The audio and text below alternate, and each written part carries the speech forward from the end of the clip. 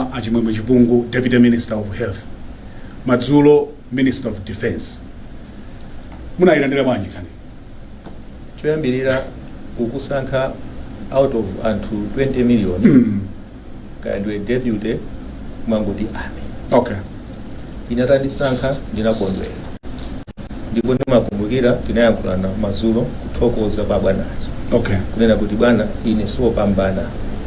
Alipo anthu maphunziro awo ambiri.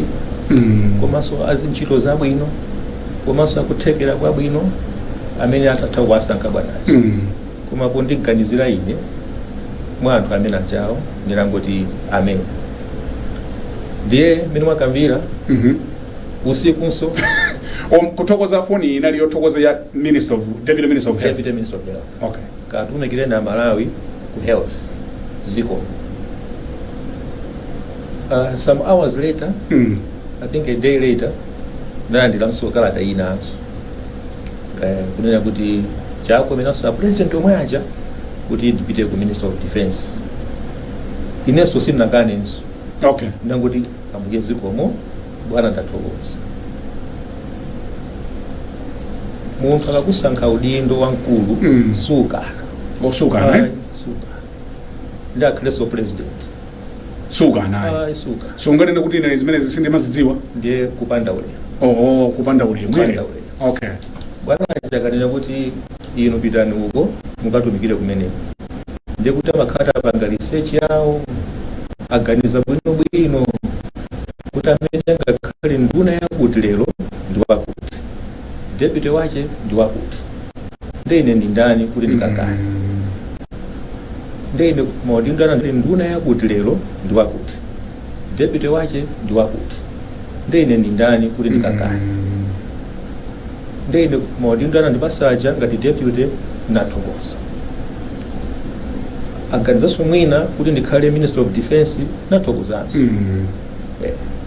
Ndiye munayikwira bwanji ku defense? Ku defense iku ndine napano.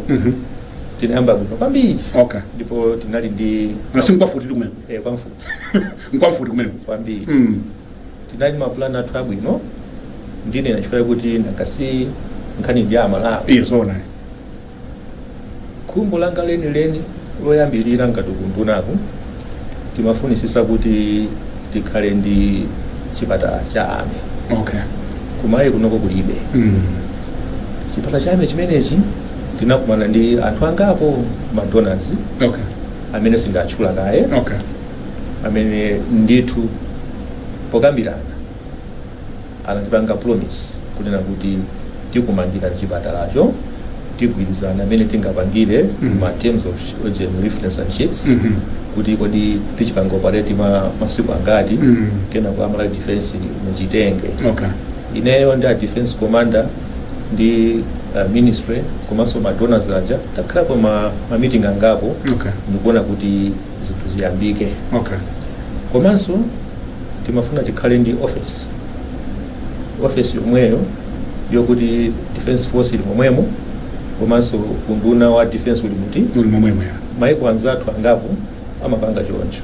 Okay. Kuti tizikambirana bwino osakhala defense force ili mbali ina komanso ministry imene ili policy order ili mbali ina. Ndi zimene zizi zimene ndimafuna kuti tiziyambe. Okay.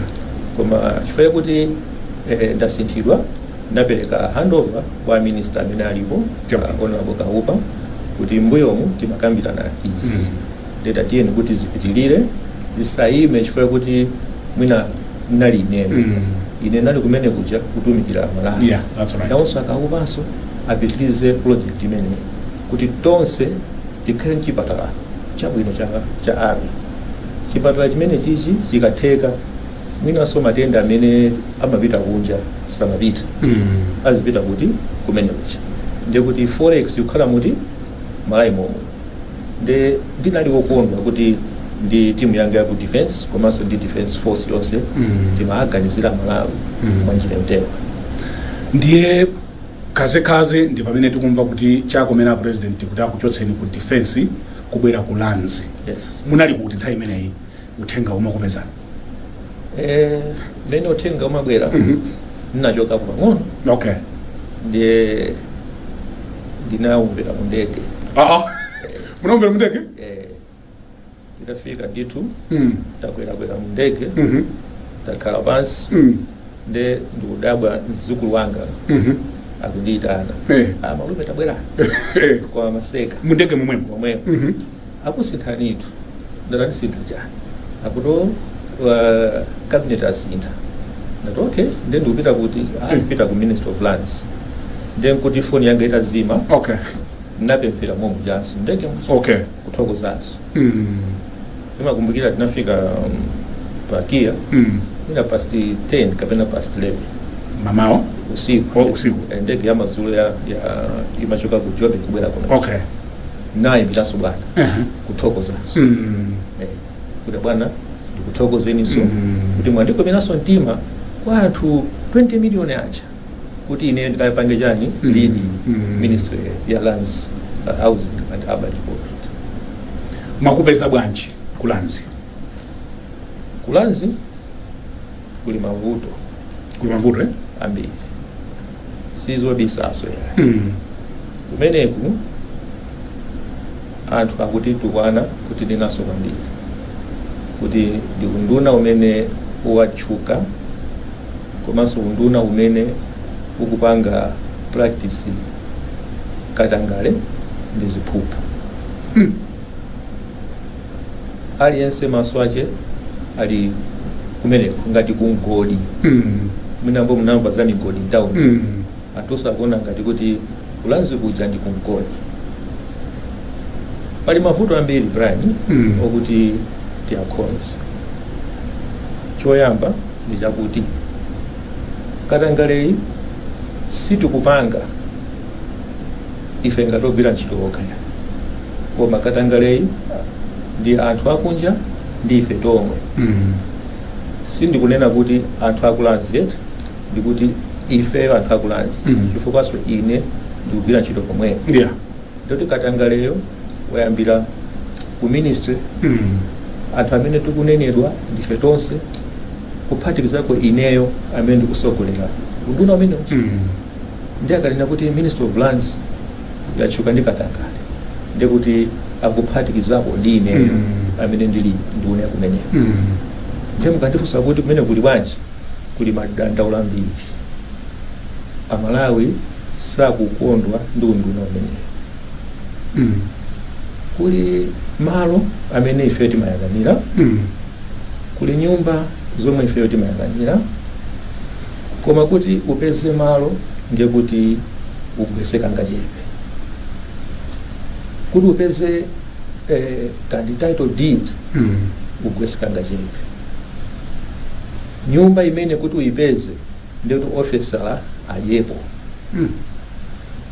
zinthu zomwe zimayenda kuyenda mu ndondomeko ukapanga apply malo aja ulipire akulanzi aja akupase yankho atakuta zaka osoyankhira ena anagula malo kalekale koma kuti apeze title deed timango azungulisa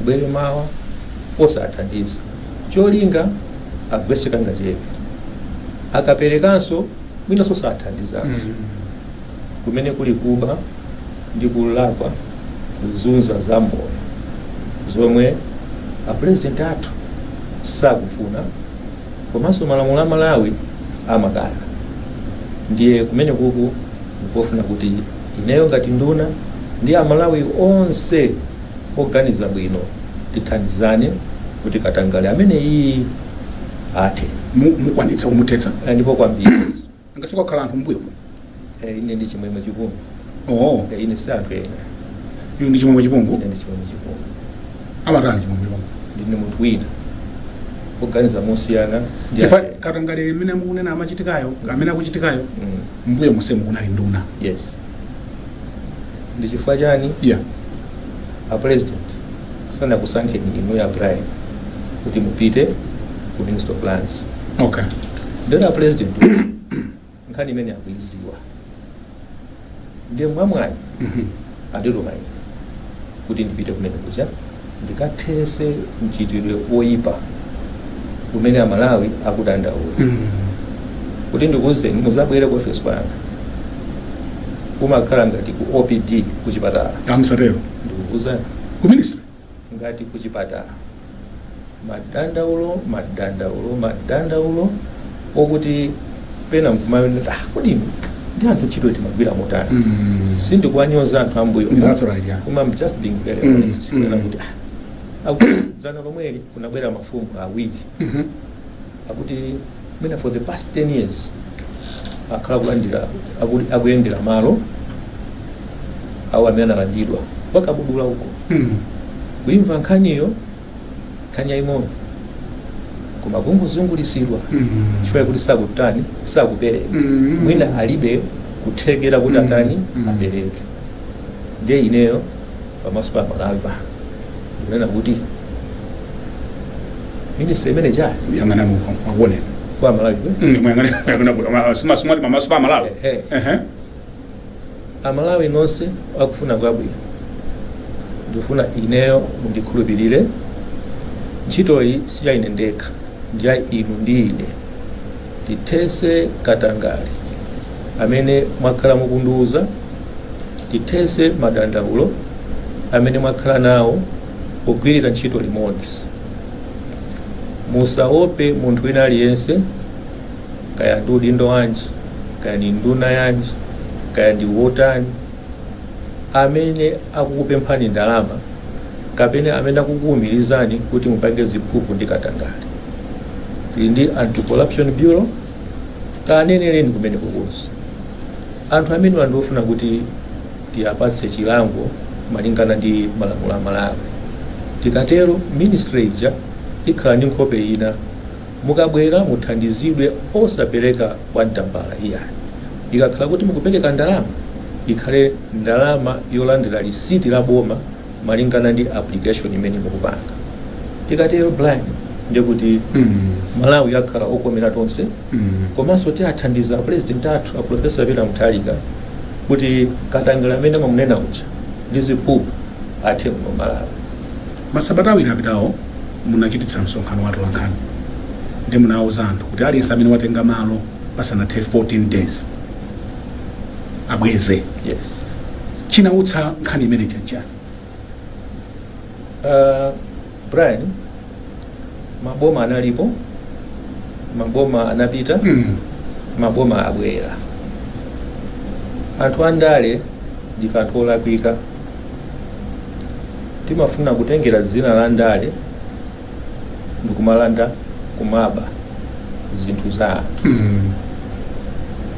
nthawi zambiri boma likasintha amakhalapo anthu amene amakhala changu ati atengeretu zinthu boma lapita lija anthu agawana malo la MCP atenga malo okay kungogawana kugawana popanda wapata kugawana malo aboma kugawana malo a anthu amene anagula bwinobwino nyumba za boma zagulidwa mwachinyengo maili 10 maili 12 mangopasana iwe kaigule iyo iwe kaigule iyo malo mangotenga ngati mwina mukukumbukira dzana lomweli tinali ku area 10 anthu enanso anakalanda malo a Egyptian embassy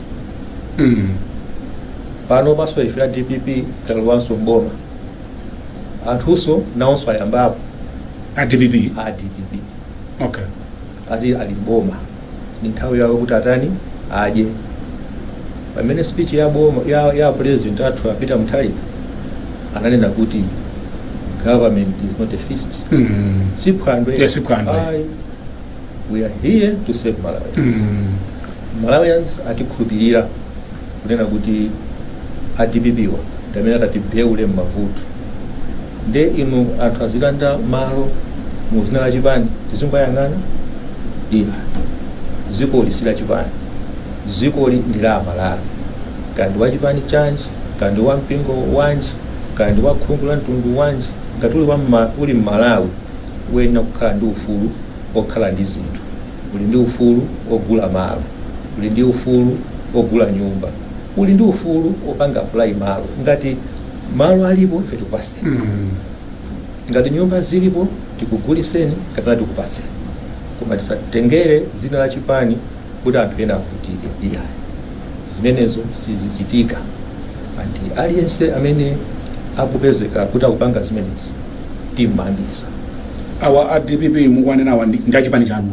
Inendo a DPP ndimafuna kuti pamenepo ndikuti a DPP inenso ndi a DPP chabwino koma ngati akuphwanya malamulo tisamange chifukwa ndi a DPP. iya tikayang'ana lamulo la malo section 20 ya malo ndime 16 ya 2016 ikupereka mphamvu kwa aduna kuti aliyense otenga malo mwa chinyengo ameneyoyo alandidwe komanso lamulo lithane naye. okay So zimene ndikupanga ine sindikungopanga za mutu mwanga koma tikuyang'ana kuti lamulo likuti chani.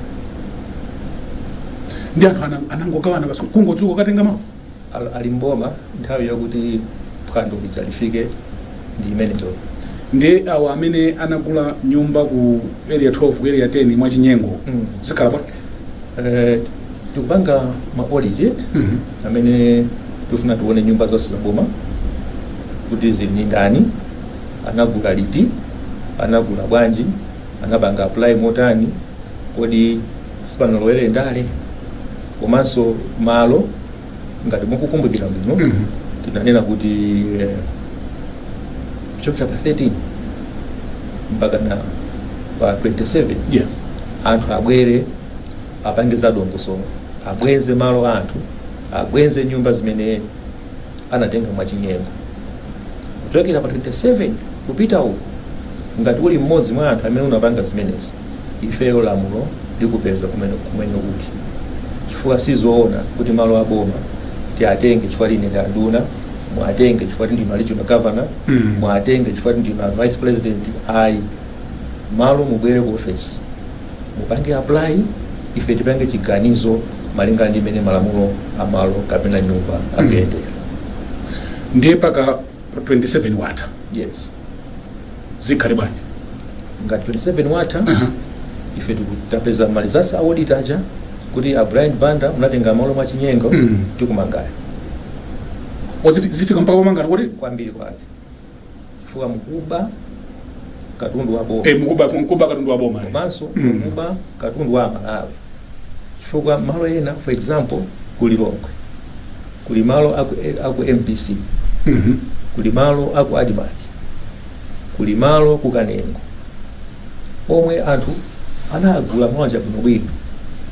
Chisanzo nali na malo aku Egyptian Embassy ndaona ndi mapepala a uchina malo ownership ya malo anagula 1992 ngati nisagula ku Egyptian Embassy. okay Wina wapita ukaji dula mitengo kuononga office ija yakale ya embassy ndikumayikhonza nyumba ija mina kuganizira iye malo tisi yake no paper nothing kungofika kuti basi ndatenga matu atakwate lawlessness chifukwa cha yazona so zimene zizi unduna wathu tizitesa anthu atengerapo phunziro kunena kuti tisatengere ndale to run government. This government is for all Malawians regardless of their political affiliations. ndi vuto lalikulu bwanji limene mwalipeza la lawlessness? Mina 100%. eti 100%. Anthu akuganiza kuti ndale kapena zipani ziyaphimbe ine to ndili pa ntchito ntchito yandipasa bwana kuti ndikhale minister of lands, sindifuna ndichose zona chifukwa ndichosa ndikuti ananga akuvutika zona ndiye ine ndipanga zomwe ntchito yanga yawo nduna imanena komanso ondisankha uja zomwe akufuna.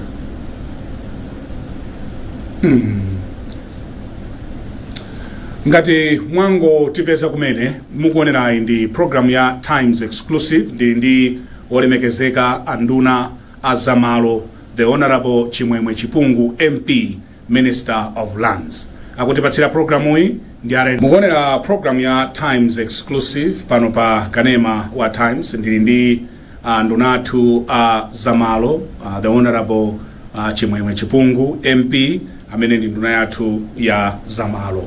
Tikulandireni ku gawo lachiwiri komanso lomaliza la program imeneyi. zomwe Tili pa nkhani za malo zomwezi, kodi zimatheka bwanji kuti anthu obwera apeze malo kuno, anu ake tisako tilibe malo? Ndi nkhani yakatengera yomwe ija program iti kuchambira kuno Blantyre, kuchokera ku Blantyre CBD kukafika ku Lindi, tikhoza kuwerenga nyumba mwina ziwiri zitatu za Malawi osewa obwera. Zimakhala choncho maiko inawa? mwina ndisakambe za maiko ena, ndizamba kunena bodza Chabwino. koma ndinene za kuno kwathu Yeah. kuti ndizomvetsa chisoni kunena kuti malo ambiri, nyumba zambiri, madera osiyanasiyana komanso mizinda ainake samalawi, ainake ndi anthu obwera. Ndiye ife ku parliament titaona zimene zija ndi anthu other stakeholders tinaona kuti mwina malamulo awunikirenso.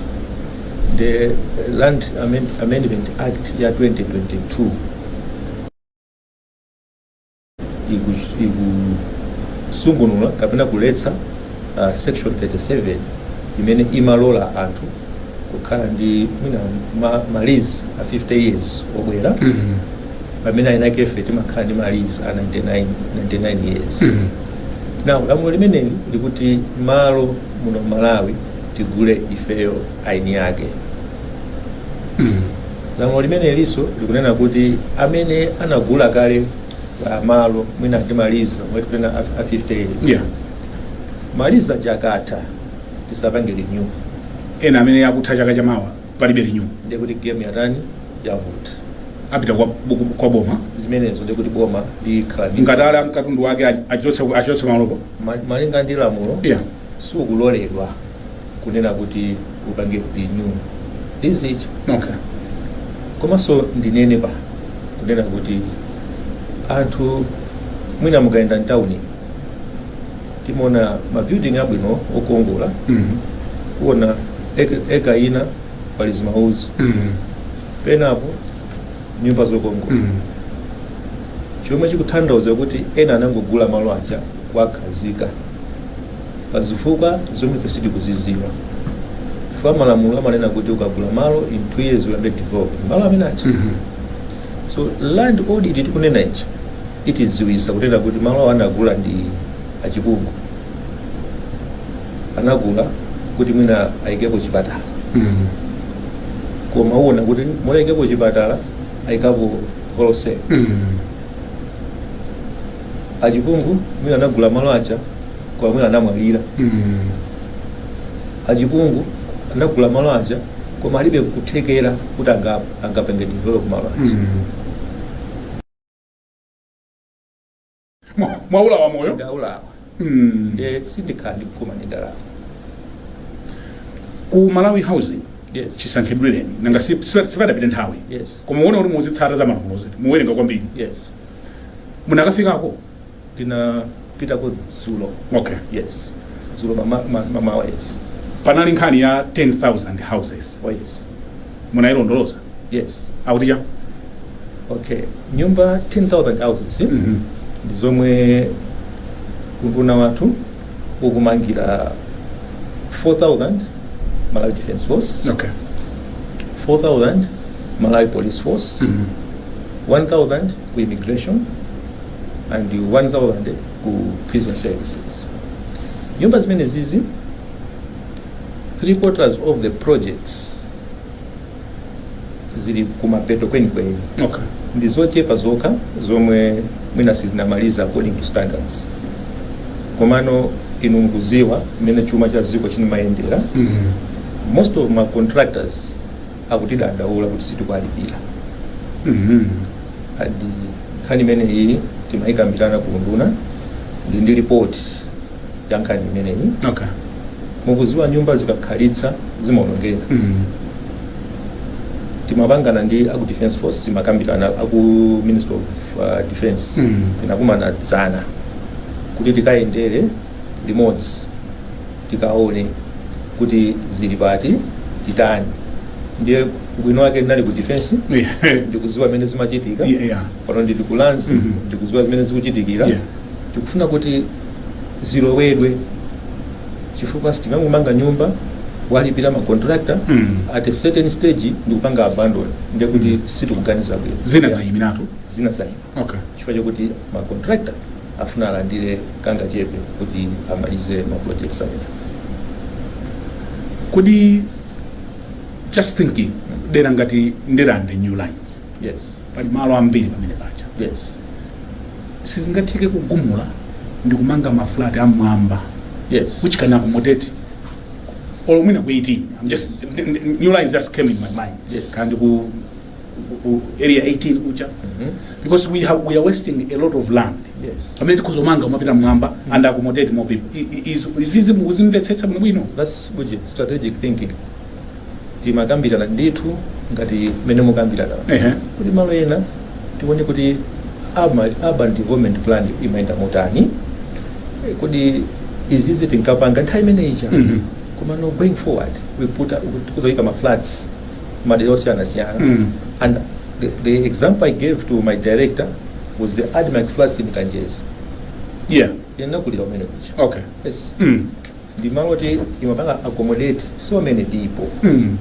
and that model can be taken into other areas as well yes so ndizo zikhoza kutheka zoteka yes ndiye ndalama zake muzipeza ngati boma tigogoda komano it's not a one day job zofunika kuti tikunikire kuti kodi ma flats amenewa kapena ma apartments amenewa tingamange kuti because at the end of it as well tiyena kuti tikamanga tikhaleso kuti kutolera ma rentals ndikumabwezera kumene tinatenga ngati ngongolezi nkhani ina ndiya malata subsidy yes program manager siya ndiye kunduna kwanu imene chayo ndiya kunduna kwathu inapangidwa launch nda Professor Peter Mutharika yeah mu December 2014 kuli longo uko ndiye maziwa ma government akamawabwera aliyense amakhala ndi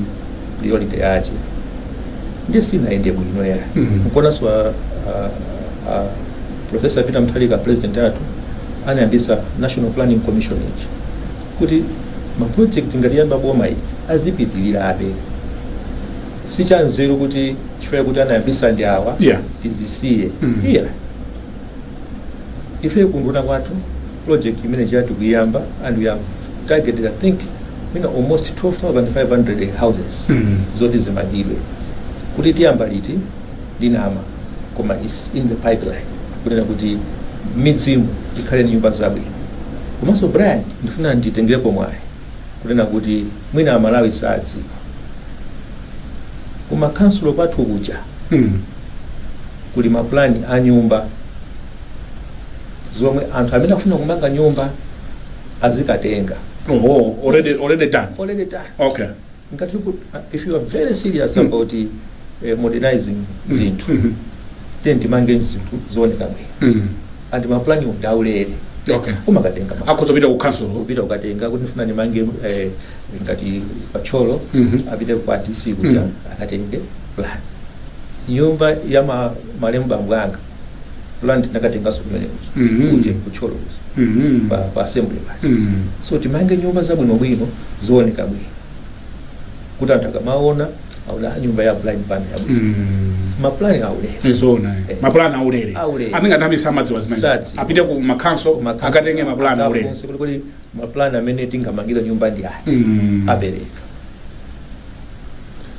pamene tikupita kumapeto kwa nkhani zathuzi mwayamba bwino tikuyamikireni ziko mukulankhula zomveka we can only hope kuti momentum imene chifukwa anthu nthawi zino madzuka kugwereza chifukwa nanena kuti mulimba achipungu mdziko muno muli anthu amphamvu muli anthu owopsa muno simungakakambire nkhani za malo titatha kukambirana zonse madzulo ano ndi uthenga wanji umene muli nawo kwa Malawi kamerani ndi choyamba kapena chomalizanso chokuti a blind band ine ndilimba mulimba ine Yehova ndiye mbusa wanga zona zomwe ndikupanga ine ndi zomwe ziyenera kuchitika ndi maunduna onse sindili pano kusangalasa munthu koma kusangalasa Amalawi mosatira malamulo akunduna wa zamalo. Ine ndinasankhidwa ndi a Profesa Peter Mutharika kuti ndisogolere unduna umene. Unduna umene watchuka ndi Katangale. Ndifuna ndikusimikizire na Malawi kuti Katangale ameneyi atha, ndipo malo kapena nyumba muzitenga motsatira ndi malamulo a dziko lino la Malawi. Sindikuopa wina aliyense, bwana amakhala mmodzi, bwana ndi Profesa Peter Mutharika. Mu chiyambireni ndalezi simunabwepo ku MP? Ndinayimapo ku Lilongwe City Center 2014. Sindinapambane. Kodi munayima Lilongwe? Nayima. Makatani ku Lilongwe munthu wakucholo? Ku Malawi. Ku Lilongwe ku Malawi. Munayima DPP? Yes. 2014. Ana wina anali David Biznwati. Nakhala number 2. Kenako nakayima ku Cholo Southwest. Mwachisomo cha Mulungu ndikupambana. 2018-19. Pano nayima ku Chenza. Mwachisomo cha Mulunguso napambanaso. Kumene munayima ku 2019-18 ku Masintha? Nasintha. Imene inalija? Cholo Southwest. Ndiye pano muli Cholo Luchenza. Malinga ndi kudula kwe? Kudula. Komanso konseko mkwatu. Konseko mkwatu? Fotokozani. Ku Luchenza. Ndi kwatu nasamukira ku kale. Komanso ndakwatira komweko. Ku Masambanjati kumene kuli ku Cholo Southwest. Ndi kwa mai yanga ndi kwa bambo anga. Achinyamata ambiri timalizire pamene pamadzulo ano amafuna atayamba ndale. Yes. You are relatively young. 2014 ndi unali kamnyamata. Sindevu zachitobwera kukula. Ndiye mungauze chani tindanyamata amene amaopa kujoina ndale? Osaopa? Ndale ndezabwino. Ndale umafuna ukhale nchithumba kuti uyambe? Ineyo ndakhapo organizing secretary wa Chipani from 2013 mpaka na 2024. Mene ndimapambana 2013 kampeni yanga ngayopanda ndalama. Sindabereka po wantamba olo wantamba 2019 iso sindinabereke ndalama. Ndale si ndalama. Ndale is how you relate ndi anthu and how you sell your ideas kwa anthu. Komanso you have to save people mwachilungamo. Ukhozoyitanitsa msonkhano wa mafumu basi kuti basi tionana bwino zimateka bwino fana amopa pamene kuti ndilani mafumu ndapatsa chani. Sell your ideas kwa anthu. Ine ndikwaziwa anthu enake okuti kampeni yawo amapangira anthu amuzi kuti ife tikufuna uyuyu kupanda ndalama munthu ndikuwina makhala member of parliament. So ndale is not all about money. It's how upanga relate ndi anthu komanso strategically thinking about what is it that you are joining politics for. Kwa anthu enanso amaona ngati kuti tipite ku ndale tikalemere. Politics is about saving anthu. Ndimamva kuti ndinu azachipatala, ndimamva kuti ndinu zachalichiso makhala nazo kwambiri apamwe chula zachalichiso kwambiri. The loss of last Sabbath. Ndinu ndani kweni? Ine ndi munthu wa banja. Mkazi mmodzi? Awiri mmodzi malinga ndi Bible. Mmodzi. Ndi ana atatu. Ndi mai pamwana malira chabwino ndi alibale okwana 10 kwa tulipo 11. Ine napanga primary yanga deosiyana. Certificate ya Sunday 5 ndinayo. Ya 8 ndinayo. Ya form 4 so ndinayo. komanso masters degree yanga ndili nayo. Okay. Mkatikatimo ndinapanganso maphunziro azachipatala. Okay. Kuti ndimathawa ya Jackson. Okay. Komanso kulemba mankhwala. Okay. Ndithu. Ndikufuna ndikuyamikeni the Honorable Chimwemwe Chipungu MP komanso nduna yathu ya zamalo. Titakuita nani kuti mubwere mwatilemekeza kwambiri. And I think nkhani zamalo nzofunika tizizikambakamba ndi zofunikira kwambiri. Nzofunika kuti anthu azimvetse. Mwatilemekeza kwambiri. Pamene panso ndiye pamapeto a program yathu madzulo ano ya Times Exclusive. Madzulo ano ndinali ndi the Honorable Chimwemwe Chipungu MP nduna yathu ya zamalo. Nine Brian Banda kufikira Sabata ya mawa pamene tibwerenso ndi mulendo wina tingoti mwakoma nonse and goodbye.